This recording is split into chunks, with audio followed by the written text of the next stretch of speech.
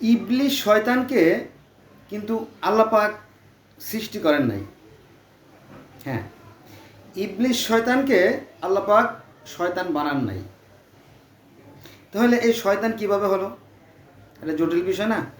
এটাকে আমরা কখনো খোঁজ নিয়ে দেখেছি? আসুন আজকে সেই বিষয় নিয়ে আলোচনা করি।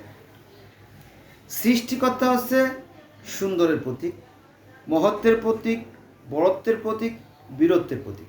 তিনি চিন্তা করলেন যে আমি সৃষ্টি করব, সব কিছু সুন্দর করে সৃষ্টি করলেন, সব কিছু সৃষ্টি করলেন, তো সবই সুন্দর ছিল। এরপরে একটা ডিপার্টমেন্ট করতে হলে আপনার ম্যানেজার, তারপরে আপনার অ্যাকাউন্টেন্ট, তারপরে ঝাড়ুদার, সুইপার, ক্লিনার, মালি, অনেক গুলো পদ পদবি লাগে। তো ঠিক আছে, এভাবে সৃষ্টিকর্তা ফেরেশতাদেরকে সৃষ্টি করলেন এবং তাদের কর্মতালিকা বন্টন করে দিলেন, জানেন তো, তাই না? আজরাইল, জিব্রাইল, ইসরাফিল, মিকাইল হলো কি প্রধান চার ফেরেশতা। তো তাদের দায়িত্ব ভাগ করে দেওয়া হলো। সুন্দর, সব দিকে সুন্দরই চলছিল। ইতিমধ্যে আল্লাহ পাক এই আজাজিলকে একটু বেশি ভালোবাসতেন, অর্থাৎ ইবলিস শয়তান হওয়ার আগে আল্লাহ পাক একটু বেশি ভালোবাসতেন। এই ভালোবাসাই তার জন্য কাল হয়ে দাঁড়ালো, সেই কথাই বলবো। তো ইবলিস শয়তানকে ভালোবেসে আল্লাহ বলছিল যে তুমি হেড অফ দ্য ডিপার্টমেন্ট, অর্থাৎ প্রিন্সিপাল অফ ফেরেশতাতে তুমি সর্দার। ভালো কথা। তো ফেরেশতাদের তিনি ক্লাস করাতেন।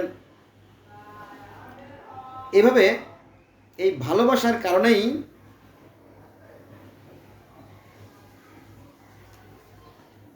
ইবলিস শয়তানের ভিতরে একটা অহংকার জমে গেল। অহংকার জমে গেল কীভাবে? সে মনে মনে ভাবলো যে আমার ছাড়া তো আল্লাহ কিছুই বোঝে না, আমারে head of the department of ফেরেশতা বানাই দিছে, আমি অন্য অন্য ফেরেশতাদের ক্লাস করাই, তারপরে বড় বড় সিদ্ধান্ত যেগুলো হয় সেগুলো আমি করি। হ্যাঁ, তো আল্লাহর অবর্তমানে আমি তো আল্লাহ, তাই না? এরকম তার একটা অহংকার জমা নিল। তো অন্য অন্য ফেরেশতারা দেখলো যারে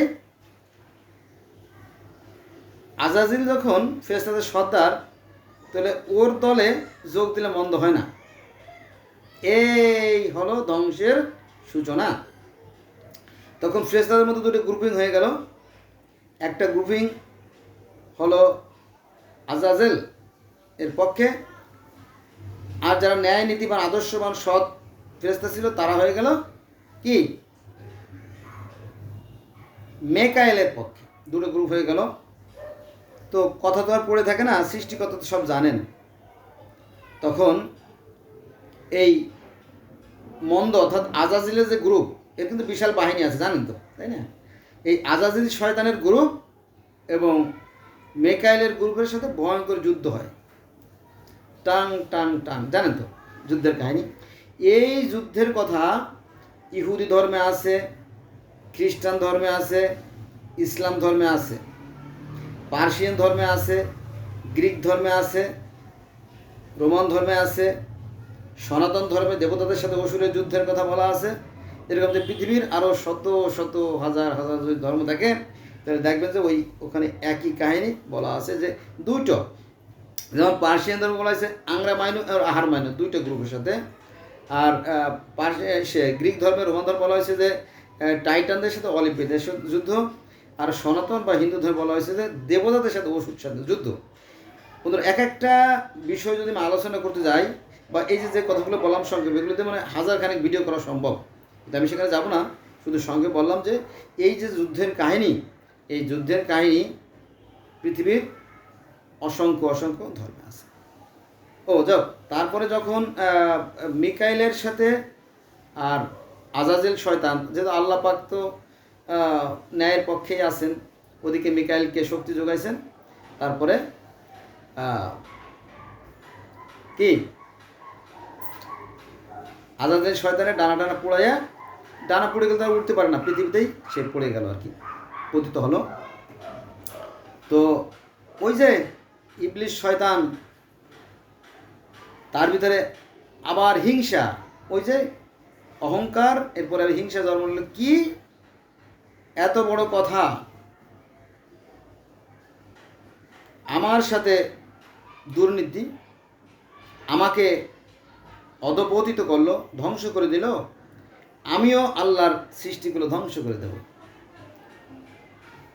তো তার সৃষ্টি মানবকুলকে সে ধ্বংস করবে, এটা তার, এবং করেও যাচ্ছে বটে।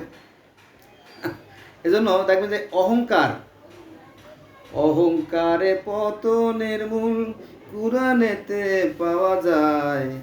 অহংকার করবেন না ভাই রে দুনিয়ায়, ভাই গো অহংকার করবেন না ভাই রে দুনিয়ায়। এই অহংকারগুলো আমাদের ভিতরে জমা হয়, কিন্তু এই অহংকারগুলো, এই হিংসা, ঘৃণা, বিদ্বেষগুলো আমরা কি বুঝতে পারি না। আর যখন আমরা বুঝতে পারি তখন কি আর সময় থাকে না। বোঝা গেছে? এখনও অনেক অহংকারী আছে, তাদের পতন কিন্তু অটোমেটিকলি হয়ে যায়, ওই যে ইবলিশ শয়তান ওই প্রসেস অনুযায়ী হয়ে যাচ্ছে। বোঝা গেছে বিষয়টা? এটা আর কিছুই না।